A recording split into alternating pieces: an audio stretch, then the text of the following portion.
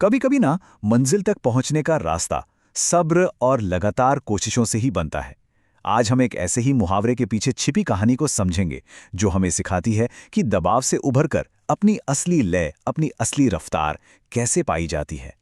ये एक ऐसी फीलिंग है जिसे शायद हम सब ने कभी ना कभी महसूस किया है, जब उम्मीदों का बोझ इतना ज्यादा हो जाता है कि हम नीचे खींचने लगते हैं और अपनी ही काबिलियत पर शक करने लगते हैं। तो इस उलझन का जवाब एक कहानी में छिपा है।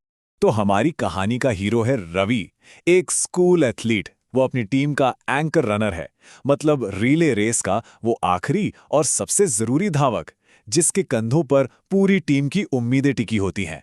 जरा सोचिए उस पल के बारे में, जब पूरी टीम के महीनों की मेहनत का नतीजा सिर्फ एक दौड़ पर, सिर्फ एक इंसान पर टिका हो। ये सिर्फ प्रेशर नहीं था, ये एक ऐसी जिम्मेदारी थी जिसका बोझ सच में महसूस किया जा सकता था। और हुआ ये कि ठीक इसी भारी दबाव के बीच प्रैक्टिस में तेजी पकड़ते हुए वो 2 बार अपना बैलेंस खो बैठा, लड़खड़ा गया। उसकी स्पीड और कॉन्फिडेंस दोनों को एक साथ जोर का झटका लगा। अब ये गलतियां ना उसके दिमाग पर मानो छासी गईं। वो खुद से ही सवाल करने लगा, क्या मैं वाकई इस जिम्मेदारी के लायक हूं? कहीं मैं सबको निराश तो नहीं कर दूंगा? ये शक उसे अंदर से खोखला कर रहा था। और यहीं कहानी में आता है एक बहुत जरूरी मोड़। रवि के कोच ने उसकी परेशानी को भांप लिया, पर उसे डांटने के बजाय उन्होंने उसे एक बिल्कुल ही नया नजरिया दिया। कोच ने उसे समझाया, देखो, कामयाबी एक झटके में नहीं मिलती। असली लय और परफेक्शन वो तो बार बार प्रैक्टिस करने और सब्र रखने से ही आती है। और ये सलाह रवि के लिए एक टर्निंग पॉइंट साबित हुई। तो बस कोच की यही सलाह मानकर रवि ने अपनी सारी चिंता को मेहनत में झोंक दिया। उसने अपनी प्रैक्टिस का तरीका पूरा का पूरा बदल डाला। अब उसका फोकस सिर्फ तेज भागने पे नहीं था, बल्कि उसने प्रोसेस के छोटे छोटे हिस्सों पर काम करना शुरू किया। जैसे बैटन को सफाई से कैसे लेना है, शुरुआत में हड़बड़ी नहीं करनी है और एक जैसी स्पीड बनाए रखनी है। और यकीन मानिए, ये एक बहुत बड़ा मेंटल शिफ्ट था। पहले वो जबरदस्ती रफ्तार पकड़ने की कोशिश कर रहा था, पर अब वो स्पीड को नेचुरली धीरे धीरे बनने दे रहा था। हाँ, पर यह सुधार कोई सीधी लाइन में नहीं हुआ। ऐसा नहीं था कि सब कुछ अचानक से ठीक हो गया। कभी प्रैक्टिस अच्छी होती, कभी नहीं, लेकिन धीरे धीरे उसकी मेहनत रंग लाने लगी। उसके मूवमेंट्स ज्यादा नेचुरल हो गए और उसका आत्मविश्वास छोटे छोटे कदमों से बढ़ने लगा। लेकिन एक बात समझना बहुत जरूरी है, ये कोई जादू नहीं था।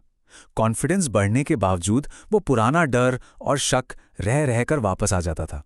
और सच कहूं तो यही संघर्ष इस सफर को असली बनाता है। और अब आता है वो दिन जिसका सबको इंतजार था, रेस का दिन। ये वक्त था महीनों की उस खामोश मेहनत का फल पाने का। जैसे ही बैटन रवि के हाथ में आया, उसने कोई जल्दबाजी नहीं दिखाई। उसने अपनी प्रैक्टिस को याद किया और एक सधी हुई, कंट्रोल्ड शुरुआत की। और फिर वो हुआ जिसका उसे इंतजार था। उसकी मेहनत रंग लाई। बिना किसी जबरदस्ती के उसकी रफ्तार नेचुरली बढ़ने लगी। हर कदम के साथ वो और तेज होता गया, ठीक वैसे ही जैसे उसने अनगिनत बार प्रैक्टिस की थी। रेस के आखिरी मोड़ पर सब कुछ एक साथ आ गया। उसका बैलेंस, उसकी स्पीड और उसका फोकस, सब कुछ एकदम सटीक था। सब कुछ बिल्कुल सही जगह पे था और उसी एक पल में उसने अपनी वो लय हासिल कर ली थी। उसकी सारी मेहनत, सारा सब्र एक शानदार जीत में बदल गया। तो रवि की ये कहानी असल में हमें समझाती है कि अपनी लय पाने या हिटिंग योर स्ट्राइड का मतलब क्या है। ये सिर्फ अच्छा परफॉर्म करने से कहीं ज्यादा है। इसका मतलब है कि जब किसी काम की शुरुआत बहुत मुश्किल रही हो, उसके बाद एक ऐसे पॉइंट पर पहुंचना जहां सब कुछ आत्मविश्वास और असरदार तरीके से होने लगे। ये मुश्किल शुरुआत के बाद मिलने वाली एक खूबसूरत कामयाबी है। तो इस कहानी का सबसे बड़ा सबक क्या है? वो ये है कि रवि की जीत उस आखिरी के कुछ सेकंड्स में नहीं हुई थी। अरे, उस जीत की नींव तो उन अनगिनत घंटों की प्रैक्टिस में रखी गई थी, जब कोई नहीं देख रहा था।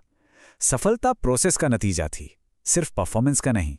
तो अब सवाल ये उठता है कि हमारी अपनी जिंदगी में वो कौन सी जगह हैं जहां हमें तुरंत रिजल्ट्स की उम्मीद छोड़कर धैर्य के साथ प्रैक्टिस करने की जरूरत है।